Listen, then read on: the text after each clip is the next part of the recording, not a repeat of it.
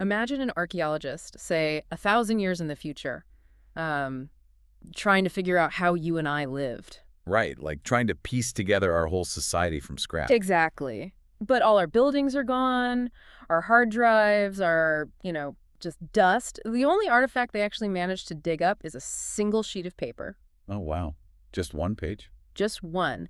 And on it is a list of exactly 99 sentences. It's like this snapshot of what we apparently needed to say to each other on a daily basis. That's such a brilliant thought experiment. I mean, what would they think we cared about? Right. What would those specific phrases reveal about the human experience right now? Well, when you strip away all the ambient noise and context of our daily lives, the raw dialogue left behind becomes this highly concentrated structural blueprint. It really forces you to look at the skeleton of human interaction. Yeah. Which, brings us to the document we are decoding today for this deep dive. Yeah, the transcript for day 13 of a 30-day English speaking challenge. Yes, it's from the slow language learning program called English Decoded. And the hosts of that program have curated 99 specific practice sentences spread out across 9 distinct categories of everyday life. 9 categories, so it covers a lot of ground. It really does. And our mission today is to look closely at these sentences to see what they reveal about the most essential aspects of human communication. Okay, let's unpack this. Sounds good. Because before we get to the actual content of these 99 phrases, we really need to establish the mechanism of how the listener is instructed to learn them. Right, the methodology is the foundation here. And it relies heavily on a linguistic technique called shadowing. Shadowing. Yeah. Hmm. The instructions outlined in the text are highly specific. Oh. So you listen to a sentence spoken at a native pace. Mm-hmm. Then you listen to a digitally slowed down version. And then you repeat it out loud. Exactly. You try to mimic the rhythm and pronunciation as perfectly as possible. And the source material is very explicit about the physical nature of this process.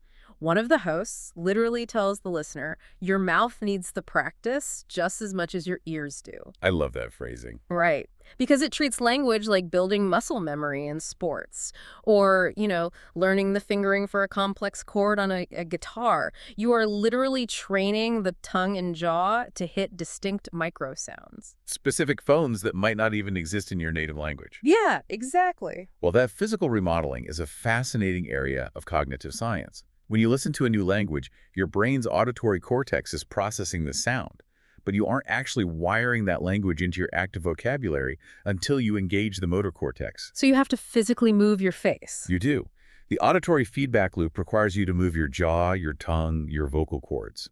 Shadowing forces the brain to map an acoustic target onto a motor action. Which explains why the text repeatedly tells the user to pause, rewind, and repeat the tricky sentences. Exactly. Because that repetition is the only way to forge those new neural pathways. Adult brains naturally resist forming new physical shapes for speech, so you just have to force compliance through sheer mechanical repetition. Okay, I understand the underlying mechanics, but I kind of have to push back on the application here. Okay, lay it on me. Does simply parroting slowed down sentences in an empty room wearing headphones actually translate to real-world fluency? Life doesn't happen in slow motion. That is very true. The person you're speaking to at a bus stop or a cafe isn't going to feed you lines from a script.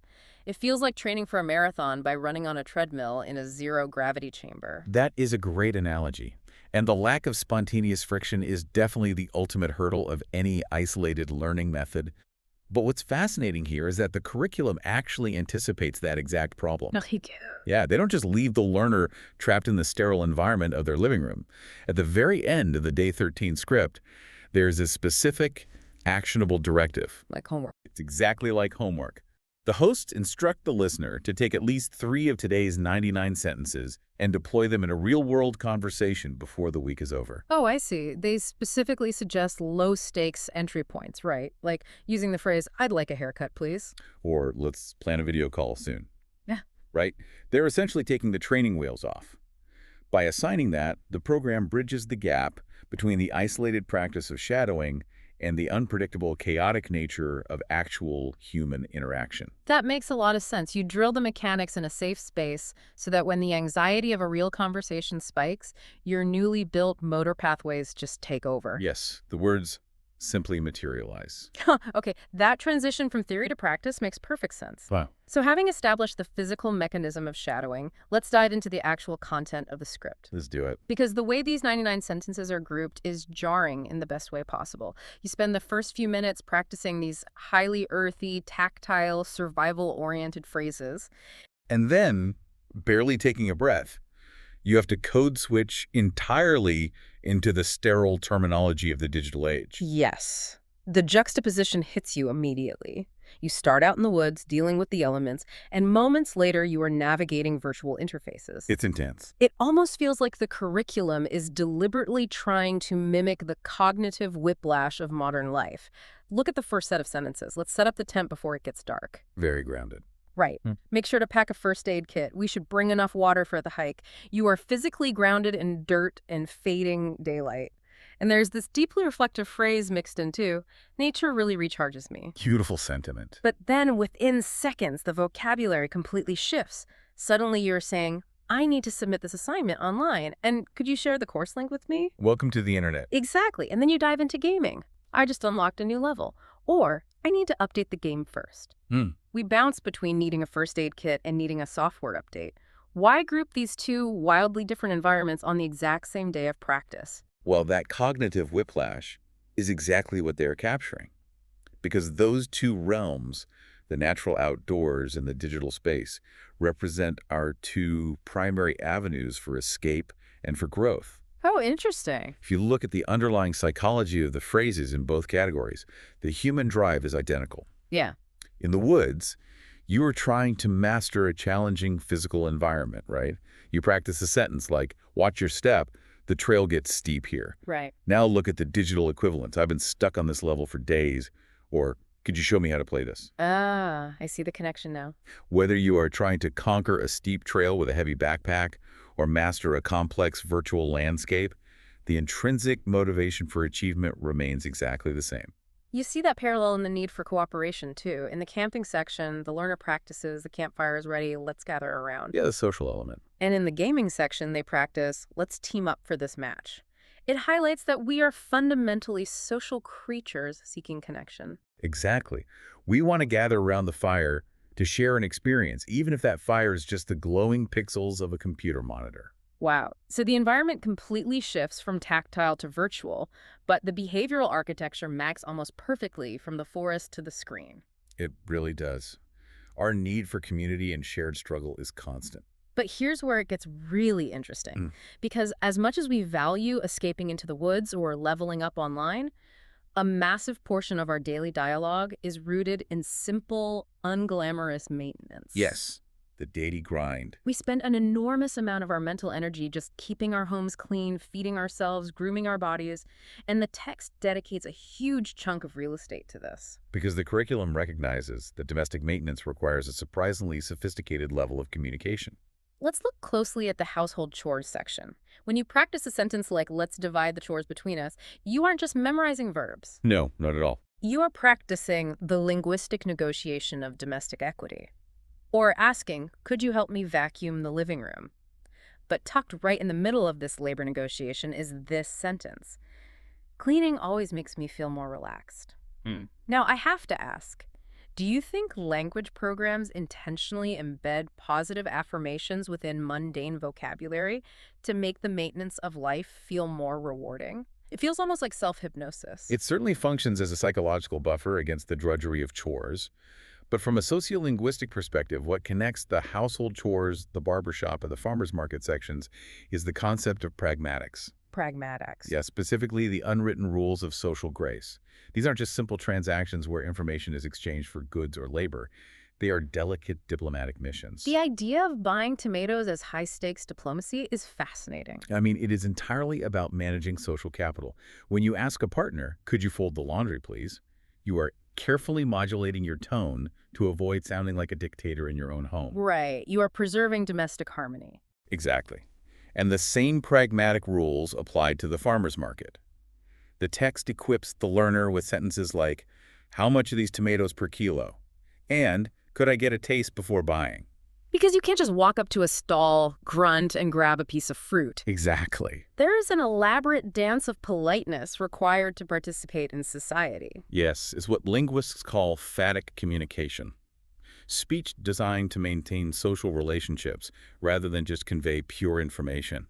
The text actively trains the learner to build community rapport. Like saying, I love supporting local farmers. Or, this market has such a lovely atmosphere. You're negotiating commerce, yes, but you are doing it while actively reinforcing the social fabric of your community. And then there is the barbershop and salon section, which takes that social contract and applies it to our physical identity. Yes, that is a huge leap in intimacy. Right. The vulnerability of sitting in a chair and letting a near stranger alter the way you look requires immense trust. You are handing over control of your public presentation. You really are. And the text provides phrases to try and manage that anxiety, like just a trim, nothing too short. We've all been there panicking internally while saying that phrase, hoping the stylist understands our definition of an inch. Oh, absolutely. But then, if the negotiation is successful, the text offers this incredible sentence. I feel like a completely new person. Yeah, that is a remarkably powerful psychological sentiment buried inside a vocabulary lesson about scissors and hair dye. It transforms the act from mere grooming into a ritual of renewal. It isn't just, my hair is shorter, it is, my identity is refreshed. Yeah, it highlights the heavy emotional weight we attach to these routine maintenance tasks. We are constantly seeking a sense of order and renewal. Whether it's through the satisfaction of a vacuumed living room, the community connection of buying local strawberries, or the psychological boost of a fresh haircut. Which naturally elevates the stakes of what the language learner is actually preparing for. We've moved from surviving the physical elements to navigating the digital world to carefully maintaining our environments and our identities. But the curriculum doesn't let the learner coast on just survival and maintenance. No, it doesn't. The final sections push them into territories of intense emotional vulnerability. The final topics in this 99-sentence blueprint are where the emotional guardrails really come off. We move into public speaking, job promotions, and long-distance friendships. The heavy hitters. Right. If the farmer's market was an exercise in low-stakes diplomacy, this is where we enter the realm of raw humanity. The contrast between practical preparation and emotional reality is just palpable here. Let's look at the public speaking topic. It arms the learner with highly functional logistical phrases like, could you check my slides before the presentation? Very practical. But right alongside that practicality is a stark admission of fear. I get a little nervous before speaking in public. Teaching someone how to articulate their anxiety in a newly acquired language is such a brave, empathetic choice by the curriculum designers to give them the tools to say, I'm scared. It really is. And then you contrast that fear with the shared triumph found in the job promotion section. There is so much grace baked into those sentences. I couldn't have done it without the team. Or, thank you for believing in me. Yes. And the deeply validating hard work truly pays off. That section teaches a crucial leadership skill. It trains the learner not just in how to absorb praise, but how to distribute it. By practicing, I couldn't have done it without the team, the learner is mastering how to dispense social capital. Building up the people around them. Exactly. It is a highly sophisticated social maneuver. So what does this all mean for the person sitting alone in their living room, shadowing these phrases into a microphone? Because the section that truly hit home for me was the final one, long-distance friendships. Oh, that one is tough. When you are practicing a sentence like, I really miss our conversations, or even miles apart, we're still close, that is no longer a pronunciation drill. No, not at all. That is a massive emotional hurdle. You have to access a genuine place of longing to say those words convincingly. Well, if we connect this to the bigger picture, it reveals the true narrative arc of this entire 99-sentence curriculum. Think about the psychological journey the learner goes on in this single study session. It's huge. It begins with basic survival and physical preparation against the elements, pitching tents before the dark sets in. Then it navigates the isolated achievement of digital learning and gaming. Right, the solo grind. Then it moves into the cooperative maintenance of the household and the community market, and it culminates right here in self-actualization and deep empathy. The journey from pitching a tent to telling someone across the world that you value them. It proves that true fluency is a profound concept. Fluency isn't just about flawless grammar or mastering the auditory motor loop to perfectly pronounce a difficult consonant. No, it's so much more than that. True fluency is ultimately about how effectively you can connect with the people you value. It's about having the linguistic tools and the emotional courage to say, good friends are worth the distance. Wow. The architects of this curriculum, whether they mapped it out intentionally or it just flowed intuitively, understand that this is the core reason human beings undertake the grueling task of learning a new language. Right. We don't just endure the frustration of shadowing syllables so we can buy tomatoes per kilo. Right. We do it to bridge the gap between human hearts. To bridge the gap. That is beautifully put. And it really brings this entire thought experiment back to you, the listener, right now. Yeah, it does. Because even though this specific text was designed as a utilitarian tool for someone learning English as a second language, looking closely at these curated 99 sentences holds a mirror up to all of us. It reflects universal values. It reflects the universal values that anchor the human experience, regardless of what our native tongue happens to be. We all harbor a deep desire to escape into nature and recharge. We all strive to engage and achieve within the digital landscape. We all have to negotiate the endless labor of keeping our homes functional. We seek ways to celebrate each other's achievements in the workplace, and we are all desperately trying to maintain our long-distance connections in an increasingly chaotic world. The superficial details of our lives might change wildly from person to person, but the underlying architecture of what fundamentally matters to us remains remarkably consistent. Which brings us back to our hypothetical archaeologists digging through the ruins in the year 3026. If they unearthed this transcript, they wouldn't just see a list of vocabulary words. No, they wouldn't. They would see a society of people who revered nature, who relied heavily on digital screens for growth, who sought comfort in clean homes and fresh local food, and who deeply, deeply missed their friends. They would see a comprehensive, poignant picture of a fully lived human life. So we want to leave you with a final, lingering thought to ponder on your own today. Think about your own life over the past 7 days. The actual words that have left your mouth? Yes. If someone were to shadow you, just following you around with a microphone, and construct a 99-sentence snapshot of your exact conversations from this past week, what distinct categories would emerge? Would your snapshot be heavily skewed to digital navigation or family diplomacy, or maybe workplace survival? And what would those specific 99 sentences reveal to a complete outsider about what you truly prioritize in this world? It's a challenging metric to measure yourself against, because the things we say to each other every single day are the truest reflection of the lives we are actually building. Something to think about the next time you find yourself negotiating the vacuuming or stepping up to a microphone to speak. Thanks for joining us on this deep dive. We'll catch you next time.